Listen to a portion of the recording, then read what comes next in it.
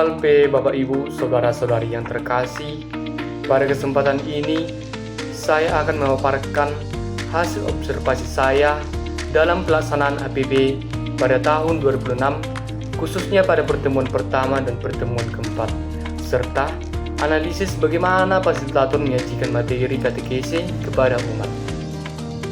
Berdasarkan hasil observasi yang saya lihat, jalannya pertemuan HPB disusun secara teratur dan liturgis, dimulai dari lagu pembuka, tanda salib, kata pengantar, pernyataan tobat, doa pembuka, kemudian dilanjutkan dengan pendalam poster, pembacaan Injil, dan refleksi bersama, dan dilanjut dengan lagu persembahan dan doa penutup dan berkat penutup.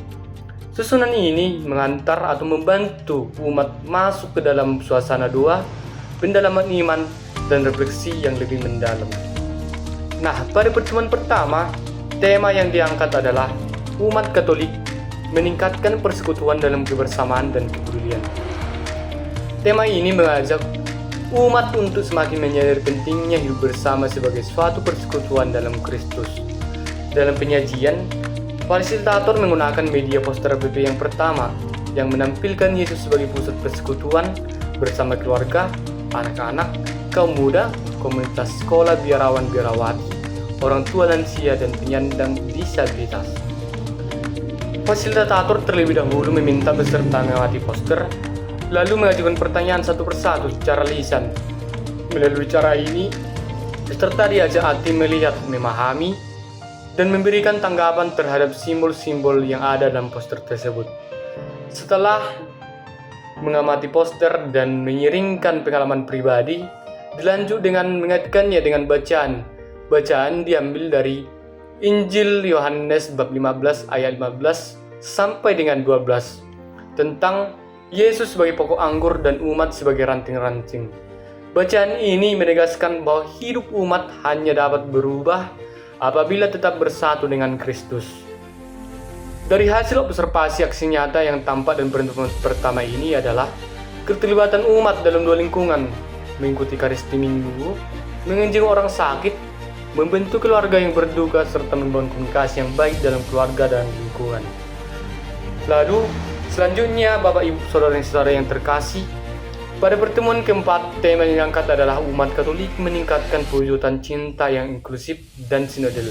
Nah, tema ini mengajak umat untuk mewujudkan kasih nyata terbuka bagi semua orang tanpa memandang agama, suku, latar belakang, maupun kondisi sosial seseorang. Dalam pertemuan ini, fasilitator menggunakan poster HPB keempat yang menggambarkan umat Katolik membawa bantuan.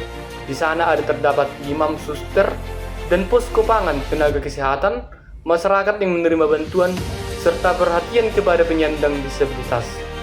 Melalui poster ini, peserta diajak untuk memahami bahwa Kristus harus diwujudkan secara nyata, terutama kepada mereka yang kecil, lemah, miskin, tersinggung, dan difabel. Nah, dalam poster ini, kitab suci yang digunakan adalah Injil Markus bab 7 ayat 24 sampai dengan ayat 30. Tentang perempuan Servencia, dari bacaan ini, peserta diajak memahami bahwa kasih Allah bersifat universal dan tidak terbatas pada suatu kelompok saja. Berdasarkan analisis saya, fasilitator menyajikan materi dengan metode dialogis, partisipatif, dan reflektif. Metode katekese yang digunakan adalah model-model partisipatif reflektif karena peserta tidak hanya mendengarkan penjelasan, tetapi juga diajak mengamati, menjawab pertanyaan, dan melakukan sharing serta merefleksikan pengalaman hidup berdasarkan sabda Tuhan. Metode yang digunakan meliputi observasi poster, tanya jawab, sharing pengalaman umat, bacaan kitab suci, dan penggunaan dan peneguhan yang dilakukan oleh fasilitator terhadap Injil maupun poster tersebut. Keterlibatan umat terlihat sangat baik karena peserta aktif menjawab pertanyaan, memberikan pendapat, serta menghubungkan tema dengan realitas hidup sehari-hari.